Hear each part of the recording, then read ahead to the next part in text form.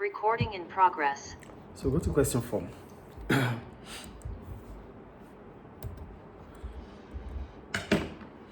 In Tunisia, resource allocation decisions are made by both the public sector and the private sector. That means a mixed economy. Tunisia GDP increased from 2014 to 2018, but its household saved less. Income levels can be affected by changes in trade union activity and the foreign exchange rate. From 2014 to 2018, Tunisia experienced a number of strikes organized by its largest trade union, the Tunisian General Labour Union. There was also a significant fall in its foreign exchange rate. The first question says, identify 2 of the 3 resources allocation decisions. We're talking about resource allocation decision. There's scarcity. And because there's scarcity, economic agents are faced with decisions that they have to make. So these decisions have to come based on what to produce, how to produce, for whom to produce to. Did you get my point here? There's scarcity. Scarcity brings about rationalizing, making sure that resources are allocated the right way because you don't want to waste them. So government is going to take decisions. They have to make choice. Firms have to make choice. Individuals have to make choice. For individuals, they have limited budgets. Every now and then we have limited budgets. Why do we have limited budgets? Whatever we have is not always going to be enough for whatever we need to buy. We have a lot of things to buy. So whatever we have is not enough. That means we have to decide on what we need at this point in time. Firms have to decide on what to invest on. Government have to decide on what to spend on in terms of public spending. I think it's clear. Yes. So decisions there's these 3 economic questions, which comes because of allocation of resources, which is what to produce, how to produce, and for whom to produce to. So you have to write 2. They said 2. So what to produce and how to produce. I wrote the 3 anyway. So go to question 2. Explain 2 reasons why households may save less even though their income has increased. Households may save less despite an increase in income based on the following reasons. 1, interest rate may fall. If interest rate falls, the incentive is to borrow more because saving does not give you any interest. So there's no incentive to save because interest rate is increasing. So our interest rate is falling. So if interest rate is falling, people would have the motivation to borrow more, not to save. So that's the first reason. I think it's clear. The second point I make is about a raise in the income tax. Government might increase income tax. And if income tax increases, disposable income will fall. Saving will reduce. Yes. I think it's clear. Yeah. The third point I make is about rise in the family size. If your family size increases, you have to spend more. So that means you won't be able to save. That's the third point. And the last point I make here is about the confidence level. I made 4 points here. I know it's 3. It's 2. 2, okay, let me just tell you these 2. The last point I make about is confidence level. So if you are confident that in the future your income level will increase, you will spend now. The only time when you are scared is when you have optimistic feelings when you are pessimistic about the future. That is when you want to save. But if you are optimistic about the future that your income level will rise, you will spend now. Have you noticed that? Yes. When you feel like, oh, I'm going to make more money next week, you spend more this week.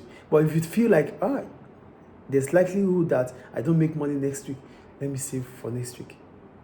That is the point. Is it clear? Yes. We go to C. Analyze how a trade union may benefit its members. First, what is a trade union? A trade union is an organization that is is established to protect the interests of workers or its members. So now, what are the benefits of trade union? We're talking about the advantages of being a member of a trade union. 1, trade union may negotiate wage rises. What? May negotiate an increase in wages on behalf of their members, which is good. 2, a trade union may put pressure on government to increase minimum wage. So, for example, what is happening in Nigeria right now? There's cut in subsidy on fuel has been cut off. So price of fuel has increased in Nigeria, and a lot of Nigerians go through transportation to get to work. So those that want to go to work, the business people, all of them need transportation, and high cost of transportation is taking large proportion of their income. Yes. So the Nigerian union or the Nigeria trade union NUC, Nigeria Union Congress, I don't know. I forgot their name anyway. So the Nigeria Union is trying to negotiate, putting pressure on government, the federal government, to increase wages of minimum wage. Yes. Do you get it? So that's the second thing the trade union will do. Yes. The third one I wrote here, I said, a trade union may train workers. They might train their members too. So that adds values and skills to you. Then you become attractive to employers. Also, the trade union can act on your behalf when your employers sacked you unfairly. That means they discriminate you, or they dismiss you unfairly. So they could fight for you. Is it clear? Or maybe they give you longer hours, but not Yeah, working condition, Yes. good condition. job and security. Yeah. So these are what trade union will do. I think it's clear. Yes. So go to D. Discuss whether or not a fall in its foreign exchange rate will improve a country's macroeconomic performance. First, what is foreign exchange rate? Foreign exchange rate is the price of a country's currency in terms of other currency or currencies.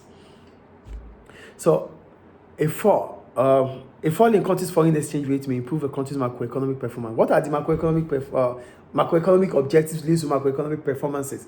So, if those macroeconomic objectives are intact, gives positive response or positive results, that means macroeconomic performance. Unemployment rate should be reduced. Inflation rate should fall. Economic objectives. Yeah, macroeconomic objectives. Unemployment rate should be reduced. Economic growth. Stability. Price stability, which means inflation should be reduced. Yes. Redistribution of income. Redistribution of income. Thank you. Yes. So a fall in country foreign exchange rate may improve a country's macroeconomic performance in the following is: one, the country will become internationally competitive as export prices will fall. That's the first point here. Yes. The second point I make is that domestic output will increase as economic growth may rise. The first point is that a country becomes internationally competitive because the prices of export reduces, right? Yes or no? Yes. Foreign customers will demand more from your country. So that means your country domestic businesses would have to produce extra. Yes or no? They have to produce more. Oh, yeah. So output will rise, leading to more output. That's economic growth. Do you get the second point I make here? Yes. The domestic output will increase, leading to economic growth. And then The third point, unemployment. Yes.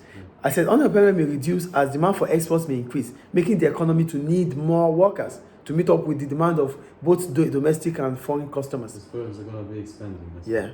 So, and the last point is that an increase in export may improve the country's account of the balance of payments. Because one of the macroeconomic performance is also to improve the balance of payments. Yes. So, is it clear? Yes. That's all about